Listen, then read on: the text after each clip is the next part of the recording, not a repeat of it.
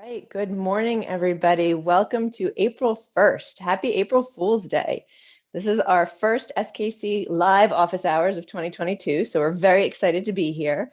I am Sarah Crom, Managing Partner of SKC and Co CPAs, and today we have a dynamite presentation for you on innovation and how to embed it into your corporate culture. So a couple housekeeping items. We are recording this, so anyone who can't join for the whole presentation or one of your colleagues who wasn't able to join today, or if you want to revisit it in the future, it will be up on our website in the coming days or hours, depending on how quickly Brittany does it today. And we also have Brittany with us today, who is one of our producers of this show, and she will be sort of managing the chat. Any questions that you have, we want to make this as interactive and as helpful and useful to you as possible. So pose any questions that you have or give us any ideas on innovation that you've done in your company, and we'll work that all through the chat. So we'll also throw a couple surveys in throughout the morning, kind of to make sure everybody's with us and sort of get a pulse on the audience and see where we are on certain topics. So without any more delay, let's jump into our topic today, which again is innovation. And, we've heard a lot of buzzwords, especially over the last 2 years, of how we need to pivot through the pandemic and how we need to, be resilient and all of these different sort of headline grabbers. We don't want to talk about a headline grabber today. What we want to talk about is really embedding innovation into your corporate organization and having it be part of the everyday processes and meetings and procedures that you have from top up to bottom down.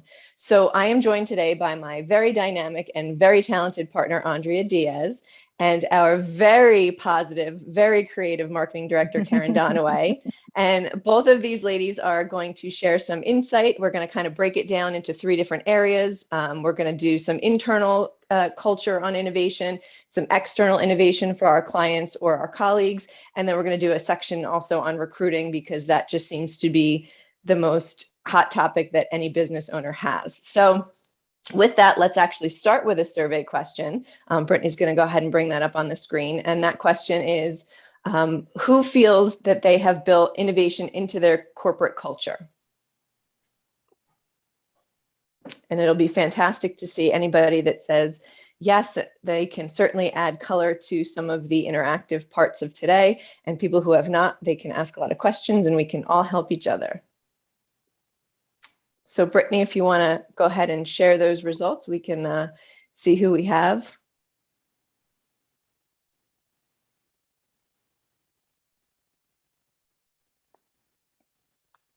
All right, so very interesting answers. It's going to be a fun one today, ladies. Let's kick it off. All right, so, we've always heard that we have to be different from our competitors. We have to have, innovation, and we have to have different ways of doing things and be more creative and all of that to stay relevant. So let's go into the internal innovation side of things, because ultimately that really builds the foundation for what kind of corporate culture you want to have as far as that goes. So Andrea, I'm going to start with you, and we've talked and read books about working on your business, working in your business, and making time and being diligent about that. So I know you're a huge proponent at SKC about increasing efficiencies and bringing automation to a lot of our very manual or redundant processes. So what have you used at SKC, and what have you brought to the table as far as keeping things efficient and effective and automating them? So good morning, everyone. Happy Friday. I think it starts with being able to asking the team of what would be most impactful from an automation process, or what does your team think? What we started with, kind of, what does everybody think that's mundane tasks to do or could be automated, and really getting the pulse on their feedback of how we started. I know one thing was automating a lot of our client onboarding process, automating our employee onboarding process. And when I say automate, I don't mean it's all technology based. What I'm referring to is a process that is consistent, that sends the same message to every employee that's onboarded, that sends the same message to every client that's onboarded. Some of the processes, yes, are automated from a technology perspective, so that we are not doing manual input in certain aspects. Where we can use technology, we utilize that. So our paperless process that we instituted over the last 2 years, and utilizing our technology to the fullest, so that we're not wasting time, we're creating efficiencies, and that allows us to, of course, expand into, save time for better projects and more riveting work than some of our mundane tasks. And you hit on something there that I know we've done and try to do all the time at SKC. And really that's sort of soliciting from everybody on the team with basic questions of what don't you like to do? Or what don't you understand why we do something that you do? And it opens this dialogue of, well, we've always done it this way and that way. Well, that takes you 3 hours. Is that really worth doing? And how could we make it better? Or is it even something we need to keep doing? And I think sometimes we get too busy in other aspects of our business because maybe we're worried about sales and that's the only area that we're focusing on. But if you just sit and have these conversations with your team, and one of the ones that we use very frequently after our tax season is over, we do a sort of a recap, is the 3 questions of what should we start doing, what should we stop doing, and what should we continue doing? And if you ask those questions under the guise of automating things or of, making things more efficient, you get a lot of brainstorming and innovative ideas that come from your team. And these are the boots on the ground folks that, whether it's your client facing team or your back office admin, I mean, they're the ones doing these tasks day to day. And we'd be very remiss if we didn't solicit feedback from them on things that they don't understand why they do, or that's tedious, or that just simply doesn't bring them joy. So that's some of the things that I know we've done at SKC to try to solicit all the information from our team and have everyone involved in it. And I think we see that with so many of our entrepreneur clients. Gone are the days where owner/partner knows it all and knows what's best for everyone involved. And we've created, and so many folks have created this culture of bring us the ideas, talk with us. We want to hear from you. Door is always open. In fact, we have no doors, which we all know. But it really embraces that we want to make your lives, every employee's lives, better and more innovative, and more efficient. So, we used to have, I also think it comes from a perspective of embracing change internally and not have it being a stigmatism. We used to have these books, Who Moved My Cheese? It was always, how do we deal with change? Because change is very hard. And I think transitioning that perspective to change is exciting.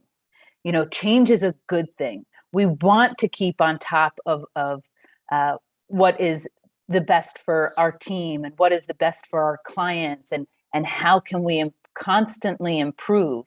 It's it's a culture of continuous learning. It's a culture of continuous raising the bar and being better.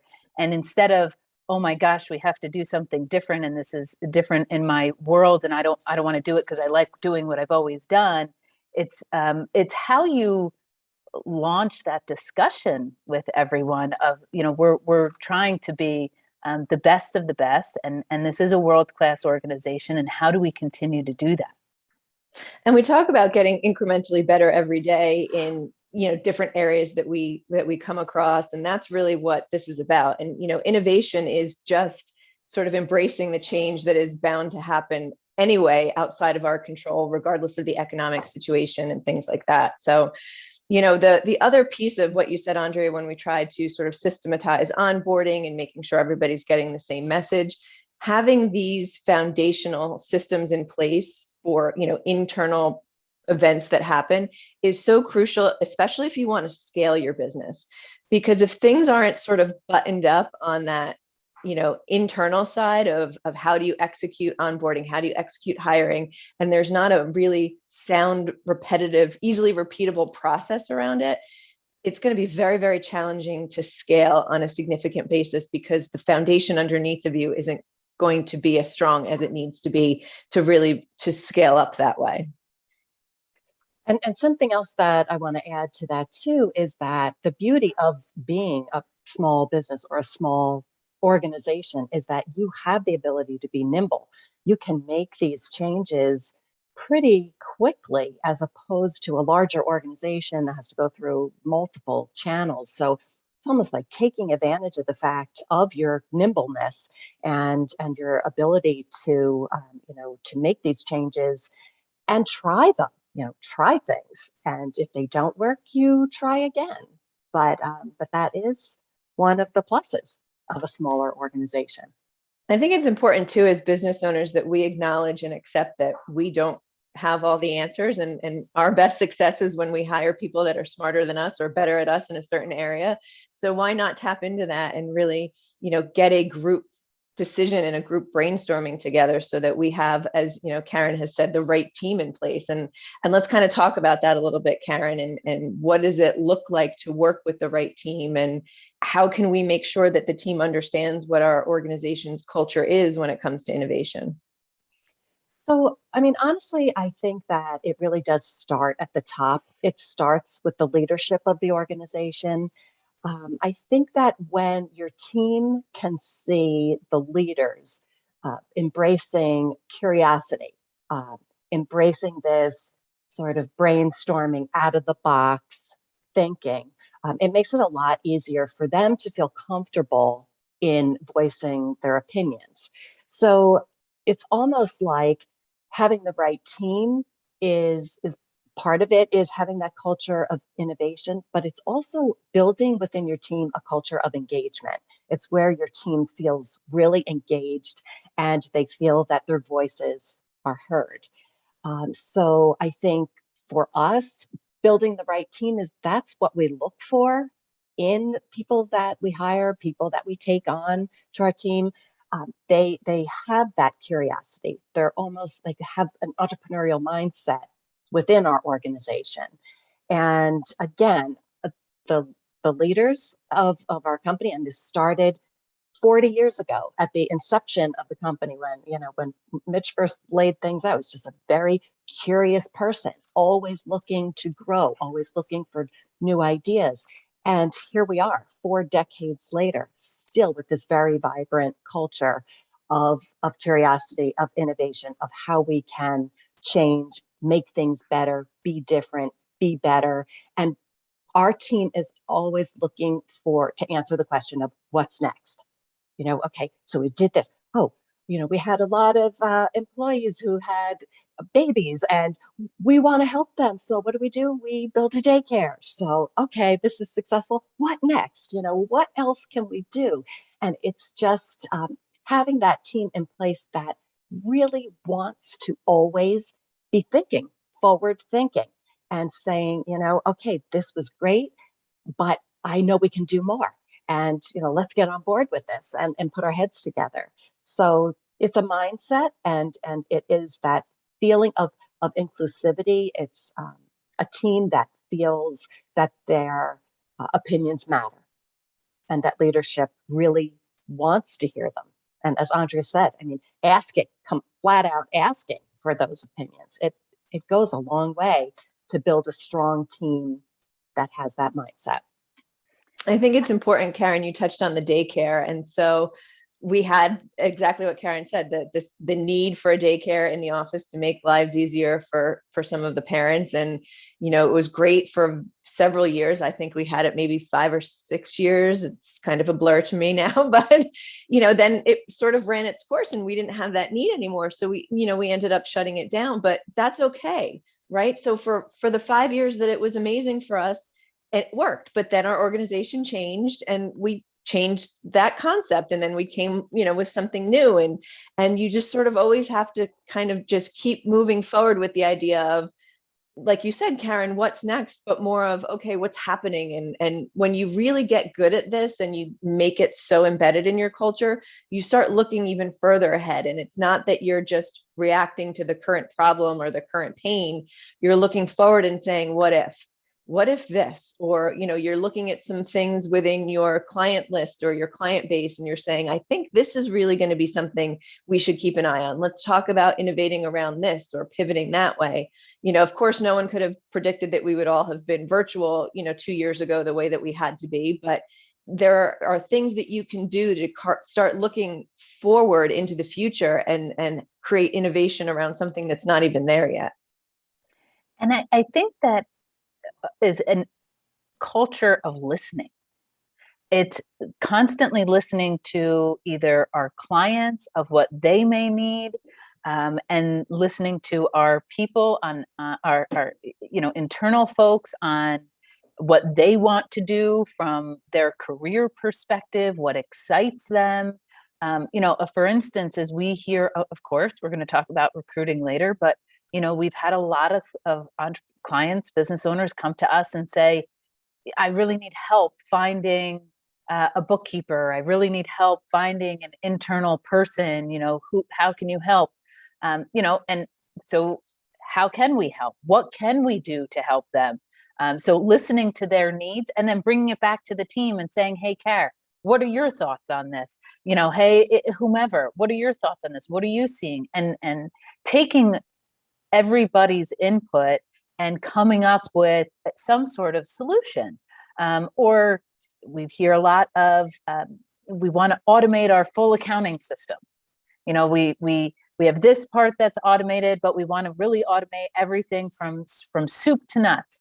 Okay, well, is this something that a project we can take on? Let's go to our data analytics and technology guys. Is this something that would excite you? Is this something that you'd want to do? Clearly, there's a need for it. Is this something we want to bring on? So I think it's listening to what clients need, and then listening to if this is something that your team wants to do.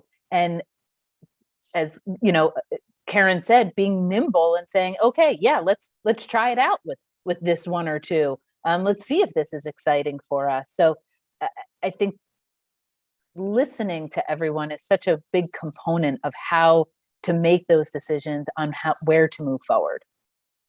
And you have to be intentional about it, right? So if you're going to listen to clients and internal team members, you have to be asking the right questions. So you have to be intentional about the questions that you ask, and you have to be intentional about making the time to brainstorm and talk about what it is that you're taking in and what you're hearing from your, your clients or your internal team. And I think that's sort of, as, multiple hat wearing business owners, we kind of fall short because there's just something else to do, or there's one other fire to put out, or I need to go to this, prospective client meeting instead, or, I need to, deal with this banking issue, or whatever it could be. But really carving out that time and making the intention of having these brainstorming sessions so that you really can, get those little gems out from your team members. And something, that you said, Sarah, about, the listening portion of this, and making the time to do that. As leaders of the organization, you also have to be totally open and ready to hear. When you say you're going to listen, you don't know what you're going to hear. And, you have to come at it with all defenses down. And I mean, this is something that you are really, really good at. I know I've come to you with some crazy things, and there's no eye rolling, there's nothing. It is just like, let me hear it, let me hear you out, and let me hear why you feel strongly about that. So I think from a leadership perspective, not only listening, but having no defenses in what you're going to hear too. Yeah, Melinda Gates did sort of this.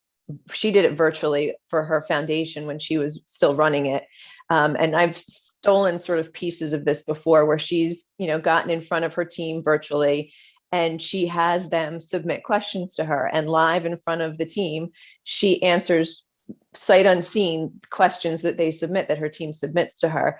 And, she talks about it in her book of how vulnerable she needed to be, and how, sometimes they ask questions that she, for whatever reason, just couldn't answer. And she has to be honest about that. And, that builds that trust, and that builds, that transparency with your team, that I'm going to ask this and we're going to get an answer. And if she can't answer, we're going to understand why. And that's, I think, part of what you're saying, Karen, where, you really need to be prepared for what is going to come out of your team, because they're going to stop sharing if their ideas and their thoughts either go unheard or go unacted on. And I think that's where sometimes there's a little bit of breakdown in the follow through. And sometimes it's not intentional, but it's important to really have that sort of close the loop and follow up on it. And there's been times that, I can't think of a specific example at SKC where something's been suggested and, we've tried it and it didn't make sense. And it's okay to fail, but it's okay for them to circle back to the team and explain why that failed or why that didn't work or why it couldn't be. And I think that's the part that people feel included in. And that's really where you get that momentum to keep going forward and keep trying things and keep innovating naturally. So let's pivot to recruiting, because I know that's a super important topic. But before we do that, I want to throw up our second survey question so that I can get an idea of what the audience is in need of. So as a business owner, what's the top problem to solve in your organization? I'll say this year, or maybe even in the next 6 months. Let's go the next 6 months, just to kind of see where people's situations are, what Karen and I and Andrea have been seeing, and certainly what we're hearing from our clients is that hiring is really that obstacle that is just so difficult for business owners right now. So Brittany, why don't you share that? And it looks pretty much as if that's the case for our audience members today too. So let's jump into some of our recruiting thoughts and hiring ideas. Karen, we know it's the biggest challenge that business owners have right now. It's certainly the biggest challenge that our audience is experiencing, as our survey shows. This year at SKC, we sort of, bifurcated your responsibilities as the external marketing, department, and we're using, you and the department in an internal way to market for new hires instead of going down the rabbit hole of working with headhunters or working with recruiters, which we've tried in the past. So can you talk a little bit about that strategy and where we made that change for 2022? Yeah, it's almost like you're afraid to even say the word hiring at this point, because everyone just cringes over this. And if there was ever a time that we needed to get innovative with things, it was around this issue. So I think, well, what led us to even the discussion, the brainstorming session about, separating our duties into this external, internal marketing was that, there's a place for using recruiters, and recruiters can be extremely helpful. And we've gotten, excellent staff members from using recruiters. But our needs are pretty great now. I mean, we've grown at a pace where we really need to always have the bench full.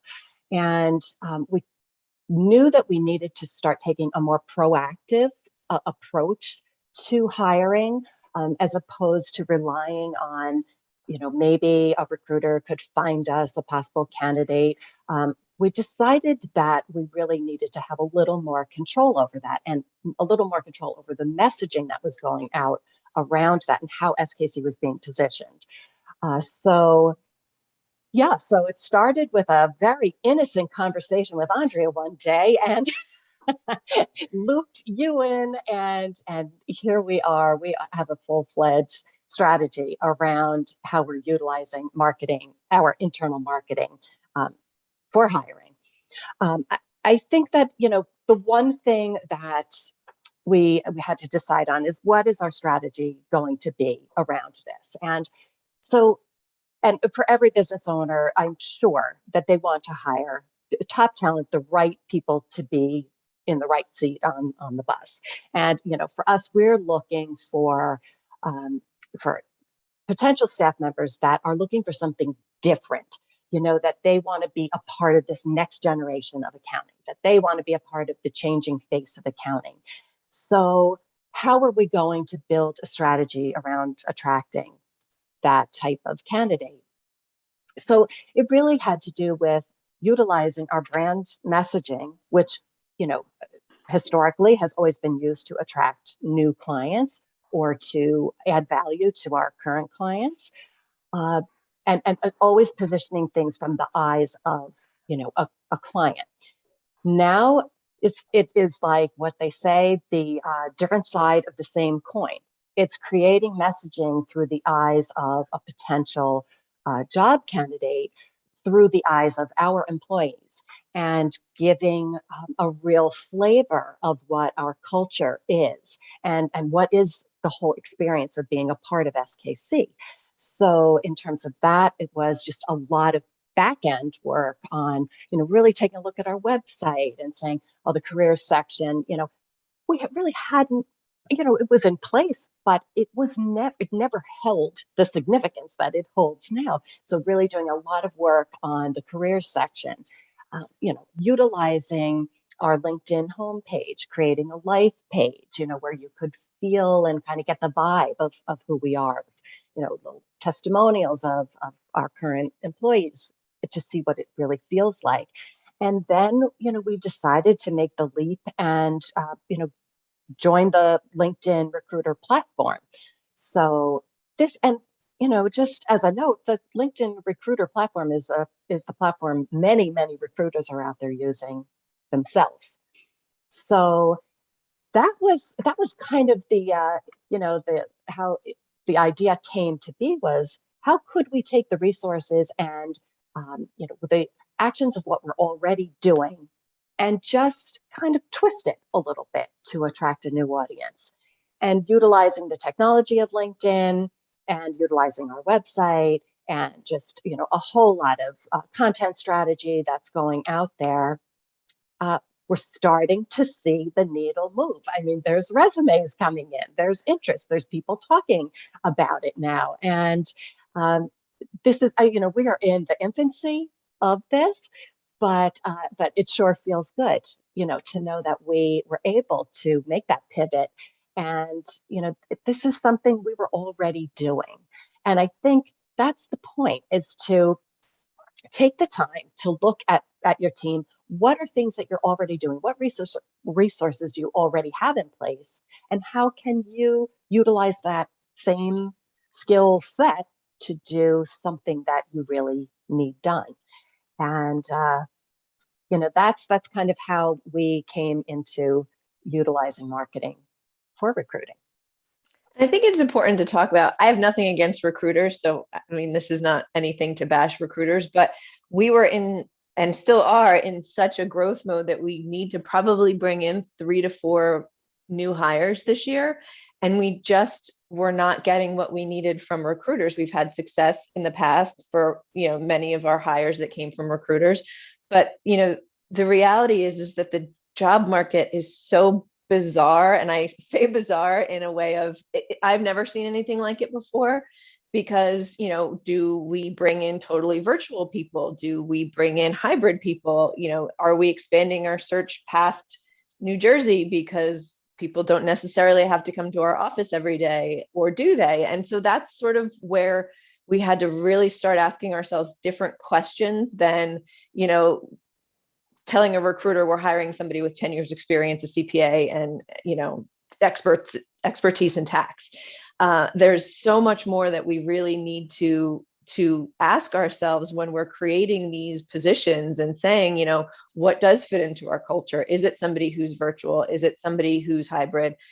Do people have to be back in the office all the time? And that affects who you can reach and who you're going to attract, and what that relationship is going to be with that new team member. So it's just kind of been, I call it the wild, wild west with hiring in the last year and a half. And, we really, like you said, Karen, you didn't have to recreate the wheel. You had a lot of this messaging already, and you just needed to look at it from a little bit of a different angle and use it from a recruiting tool standpoint, as opposed to marketing, a client standpoint.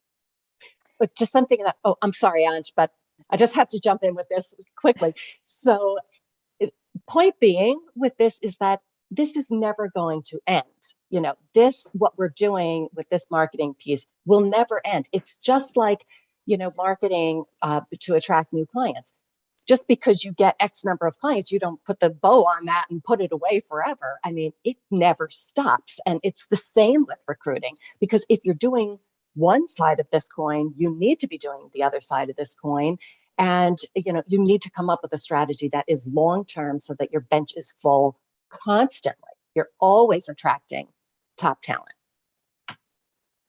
I think another important aspect too is listening to, again, going back to listening to your team about why they love it at your particular firm and what is special and why do you choose to be here, because we want to, of course, highlight those things, in a marketing way, but also put emphasis on continuing those things of why people enjoy being here and what they love about it.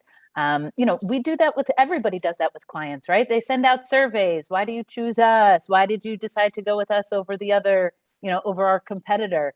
We should absolutely be doing that with our team.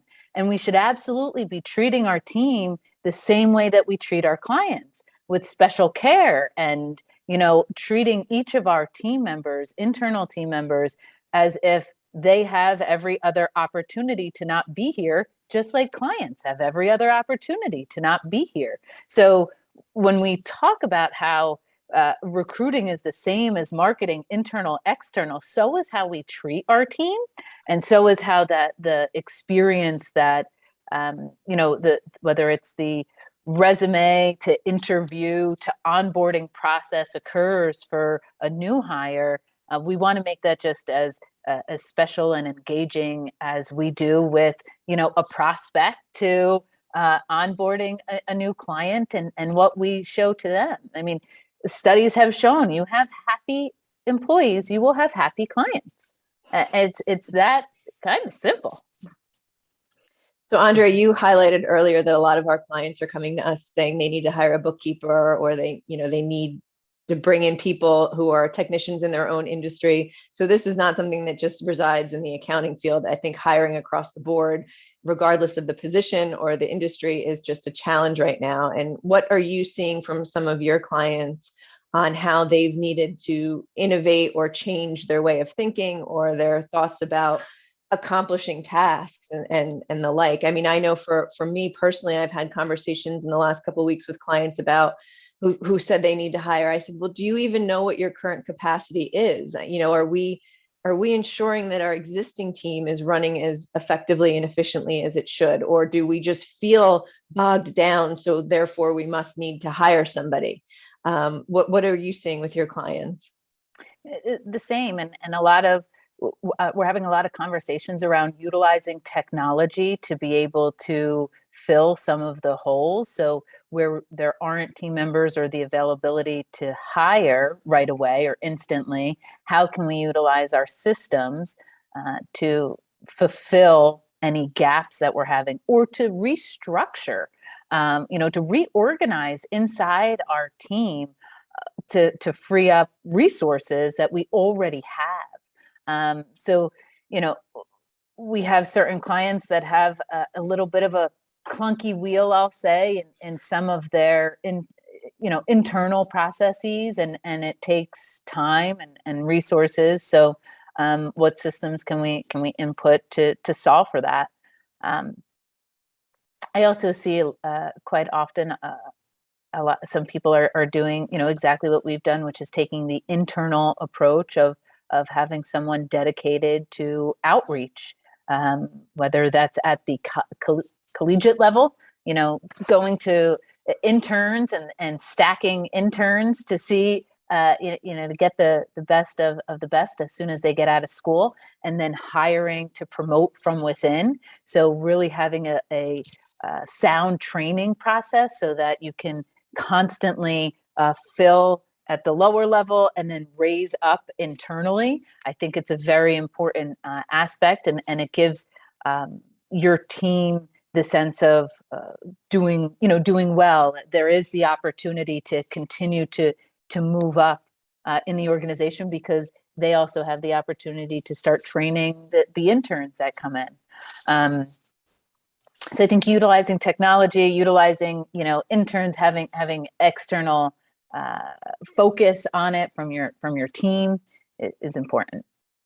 I know I was speaking with a client last week about looking at things differently. And again, hiring was a challenge, and they had brought some good candidates to the table through their recruiting efforts, and they wanted to be virtual. And they were not accepting of that. And I said, well, things are sort of leaning towards being a little bit more flexible there. I said, what's your hesitation? And the hesitation was from a standpoint of collaboration. They felt that not having people together under one roof or in one room was not letting them do their best work, because they were missing that team aspect of collaboration. And so, of course, I'm the pot stirrer. I said, well, maybe we should solve for how we can have collaboration, whether we're under the same roof or not, as opposed to trying to figure out how we can only hire people to be in the same, in the same room or under the same roof. So there's different ways of looking at things. And again, I'm not saying that people being virtual is the right solution for every industry and every company, but you got to keep digging deeper and understanding what can be solved and what can be resolved, and opening the door to more and more candidates. And I know outsourcing is a conversation that a lot of people are having. We're really used to having XYZ done in-house, and there was always a dedicated person who does it. And I have clients now who, because of the hiring environment and the challenges that they're having, they still need to get the work done. So maybe they've outsourced some administrative functions to different organizations. Maybe I've had some technical positions that have been outsourced to overseas to a certain extent, some in South America, some over in India, because the work needs to get done. Now, there still needs to be oversight here, on the work that's done, but, how do we get things done and move things forward without necessarily needing to bring in person after person after person? And I think that's really what we need to start asking ourselves and coming up with creative solutions for. And I also think, somebody had mentioned in the poll, training was one of the things that they want to solve for this year. And training will also significantly help with the hiring and retaining employees, because it's far more expensive to lose an employee than to put the effort and resources into retaining them and giving them the proper training and the resources that they need to grow and thrive. But also creating processes and around training, consistent, repetitive, that's repeatable, I'll say, with all new folks, or in different aspects, can take away from the recreating the wheel every time. Every time you bring on an employee, you have to recreate how they're getting trained, or who's going to train them, or how you're going to get them to where they need to hit the ground running, versus taking the time out before and creating a training program that you're going to use for everyone. So it does take additional time up front, but then you can utilize that every single time. You're going to test it, you're going to change it, just like anything. But being able to creating a process that you can then repeat over the next 5-10 hires will save time in the long run. And everybody then that you hire has the same message, has the same training, has the same knowledge, and it doesn't differ. And one other thing too to look at is, what are the skills that are transferable, that that some of your employees have, that could potentially fill another role that would even be better for them, or that they'd be more equipped for within your company. And sort of shifting jobs based on skills that they have, as opposed to just always looking to hire. I know, just a quick example is like having someone in a receptionist position who really was fit to be in a bookkeeping position, and being able, from leadership standpoint, to recognize that and see all of those skills and the education behind it, and say, yep, let's make that shift. And so being able to, again, be nimble with your staffing too. It's possible that you have some of the people on your staff that could fill other positions. Absolutely. Absolutely. So let's move on to some external innovation and talking about, what we're doing as far as client-facing innovation. And Andrea, I'm going to start with you, being in front of business owners as frequently as you are. What are you seeing from some of your clients as far as, how are they innovating either in the service areas that they're providing or the products that they're providing? Or how are you seeing them innovate with anything that happens to be client facing? Sure. So I think one of the biggest changes that we've seen come across in the innovating is how folks are selling, how they're marketing to their clients. We had a client during the pandemic transition from having a studio where their clients would come to see their products inside a studio to creating mobile studios and driving then the product to each of their clients' homes so that they could, they weren't able to be in a room together. So they would drive to their homes and see a studio right in front of their home without having to be in the same room with others. So changing the way that they are reaching their clients.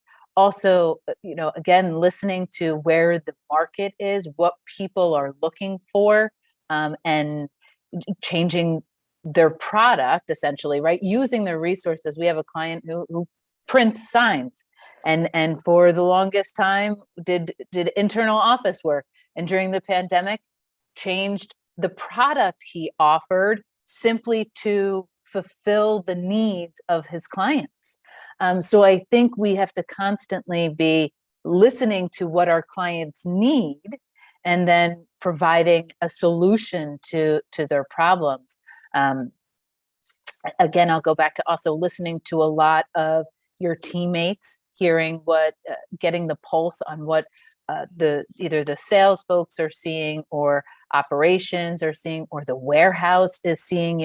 When you're growing, when you're in the phase of hyper growth, there's a lot of stress that goes on various parts of your business, and unless you're not speaking to those people, you don't know how to fix it, right? So listening to the warehouse folks say, oh, we have too much inventory, we need a new location, we can't get the inventory out of the warehouse quick enough for the shipments, for the trucks to come pick it up, to get to the client fast enough. So it's causing a bottleneck in delivering material to the end client. So, you have to listen to it. It all ends up, how are we servicing our clients? How are we giving the best service? And also listening to our team of what they need.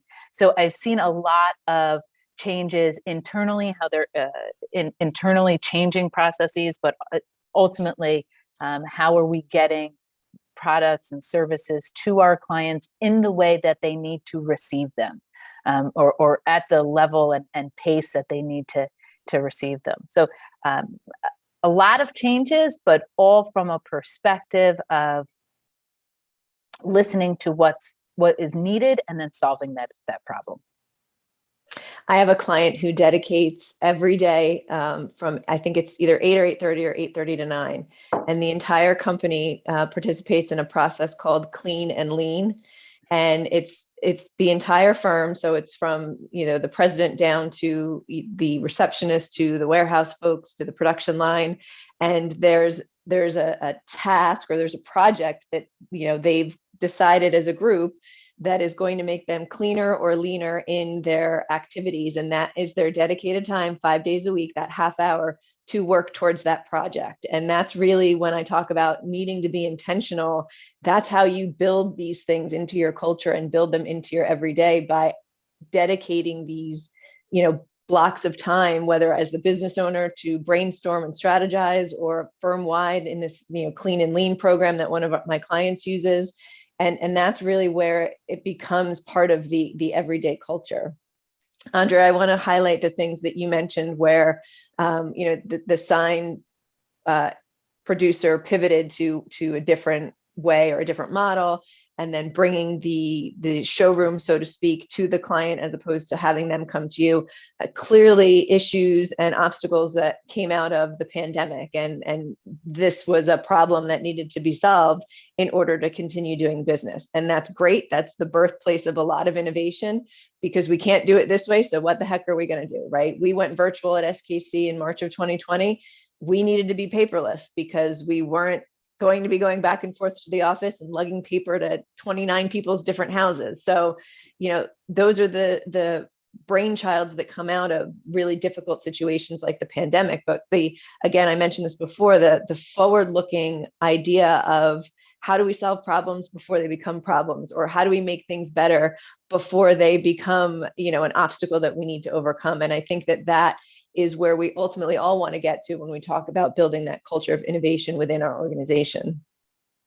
And so many business owners have now understand the value of utilizing metrics and understanding the data and the analytics behind making business decisions. There is such value in understanding what happened and what could potentially happen by reading and understanding that data. It also, another component is working with vendors. So many vendor relationships have changed, and it's not easy for anyone, right? The cost of products have increased, shipping times have been delayed, supplies are delayed, costs of goods are delayed, and working with either new vendors or working with your existing vendors to figure out a way that's mutually beneficial for both ends of the engagement, right? So, I have a client who said, we need to expand our vendors because vendor X just wasn't producing at the level that we've needed because we've grown so much. But vendor Y is, 3 hours away. So what can we do with vendor Y that is outside of our typical exchange to be able to make that 3-hour drive to get material worth it?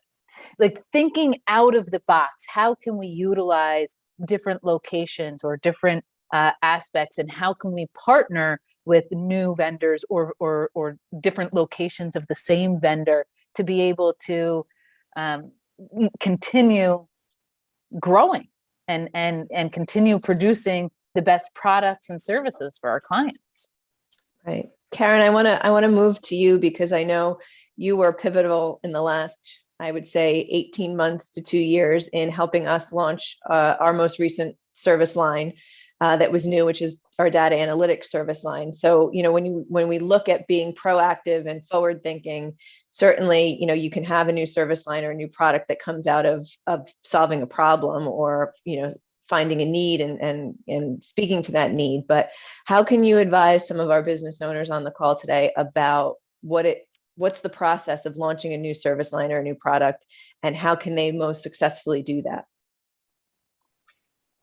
It's a great question. And the really, really important point to drive home with any launch of a new product or service is the amount of pre-work that has to go into the process. So I think, firstly, you want to do a sweep of all of your competitors. Are your competitors offering something comparable? How are they doing it? How is it being received? How is it priced? Really get a handle on that. Is this something unique? Is it brand new that I'm offering, or is it a variation of something? And kind of understand where that falls. Secondly, you have to identify that this is truly a need that your customers or clients have. And the way you do that, you have to ask them. Again, you have to go survey them. When we were about to launch data analytics, there was so much in the way of surveying our clients. Big blanket surveys, asking very pointed questions about, what their needs were. Did they feel that they had, a handle on their data, et cetera? And then doing one-on-one conversations with clients and finding out, okay, yes, this is really a viable service line, and there is a need for it, and it will be received by our clients. And the third thing you have to do is you have to identify what are the resources you're going to need to produce this product or service, and really, really understand what that looks like. What is the training that has to go into it? What's the staffing needs that you have? What is the cost involved in that? And I think that once you have gone through all three of those processes, and then you come out the end of that saying, this is doable. This is a product our competitors are not offering. It is a service or product that our customers do need, and that we have the resources to make this happen. We're good to go. That's at that exact point is when you start marketing that product or service, because the marketing is going to be from concept to launch, basically, and it is not going to stop.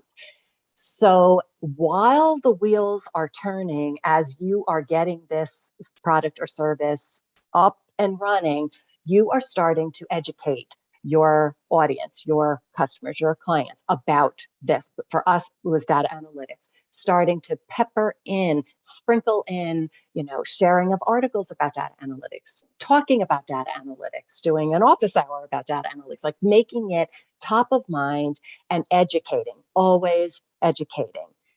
And then as we moved closer to a point where we felt we had this service line ready to go, we did a whole pilot program, which I would also highly suggest is test it out, test the waters, with a client or a customer that really knows and trusts you and is willing to give you very open feedback, because during the pilot program is where you're working out the kinks.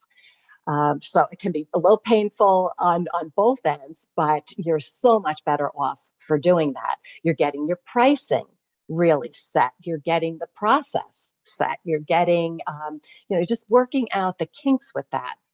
Again, now your marketing materials are starting to go a little more into depth, as opposed to just peppering things in and sharing articles. You're writing articles.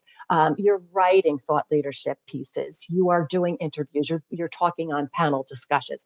You're really getting the word out. You're doing PR for this product or service. And that's the point where, you feel you are really ready to go. You get your press release, all written. You're ready to go. You're ready to launch it on your website and tell the world about this. You create a big celebration around it. There's a lot of excitement around it. I mean, unfortunately for us, we launched right dead in the middle of COVID. So much to my dismay, I was not able to hold the party of the century that I wanted to. But again, you do what you can do. And we did a big celebration internal. We had educated our staff about it. We had the whole firm was excited about this, and we had a launch date, and we kept to it, and we had a press release that went out about it. And, from that point on, the marketing, again, does not stop. You continue to put this all in your materials, but now you're really talking to your clients seriously about this and really identifying which clients can use this product or service, and really helping them get on board, onboarded with that service. And Yeah, I know when we did data analytics as our new service line, we planned it out. We were very intentional about it. It was, I think, all in probably an 18-month process, give or take. And listen, that was very intentional, but there are ways to do it a lot faster if that need arises. So, Karen gave the textbook answer, which is how we launched data analytics. But there are certainly ways to, instead of doing the pilot program, which we did as a beta test, you're doing that on the fly, and you're making changes and you're tweaking it, and you're, accelerating that. For us was an 18-month process into, in some cases, depending on what it is, could be an 18-day process, but in a perfect world, which we've yet to find, for us, it was that 18-month time frame that we very specifically stepped through, the different areas that Karen just talked about. I will add, though, too, the pilot process, and you can certainly tailor this down depending on your service or product. But one of the benefits that the pilot process gave us was we told those 3 clients that we were using as a pilot, this is a pilot and we need your feedback, because your feedback is what's going to change our process. So even if it's not a full-blown pilot process, being transparent about to your client and saying, listen, this is the first time or second time we're doing this, so critique us and give us all of the feedback. It will help bond that relationship, but it's also going to give you the feedback that you need to fix the kinks. Because without hearing what they didn't like from their perspective, or what could be changed or what could be better, you're just going to think that, oh, well, it worked, so we're doing a great job. And Sarah, to your point about, some people don't have the luxury of the time, for this, like something like your client who was producing signs and needed to immediately switch during the pandemic to something totally different. There was not 18 months to prepare for that. So, sometimes you've got to utilize the ready, fire, then aim. You can't always get it perfect. And if timeliness is essential, then you forego some of these other pieces in order to produce something that is really going to make an impact right then and there. Absolutely. I'm not always a full-on Virgo about things. I can be flexible. Karen, Andrea, thank you guys so much for joining us today. I just want to close and give you the opportunity to share any closing thoughts or final feelings on the topic of innovation.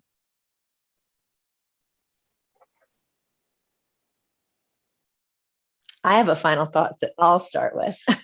So my final thought, and I sort of alluded to this throughout the conversation, is as business owners, it's important for us to realize we don't know everything, and we have to pull from those around us. Again, whether they're our clients, whether they're our colleagues, whether they're our team members, our friends, our family, we need that support because we do not know everything and we cannot do it all. And coupled with that is the fact that it's okay to fail. So if we try something and it doesn't work, great. That could be one of the best learning experiences we could ever have, because we're going to understand and analyze why it fell short and why it wasn't successful. And we're not going to make those same mistakes again. And we're going to maybe come up with the solution as the next option that is better because of everything that we've learned from the failure. And I think that's just what we need to remind ourselves as business owners, that it's okay to fail and admit that we did.